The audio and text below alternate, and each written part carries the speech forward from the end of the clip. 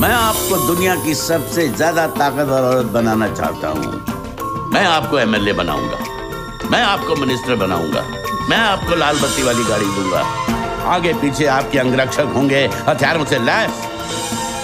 जब आप अपने दफ्तर से निवास स्थान की तरफ जाएंगी तो सबसे आगे पुलिस की सायरन वाली गाड़ी, पीछे आपकी गाड़ी, उसके पीछे पुलिस की गाड़ियां, और जब तक आप अपने घर में प्रवेश नहीं करती पूरा शहर ठप, ट्रैफिक जैम।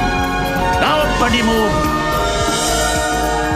थाने यकीन है मैं राजनीति में कामयाब हो जाऊंगी। भाई आपके पीछे दीनानाथ है ना, वो दीनानाथ नहीं, ये दीनानाथ।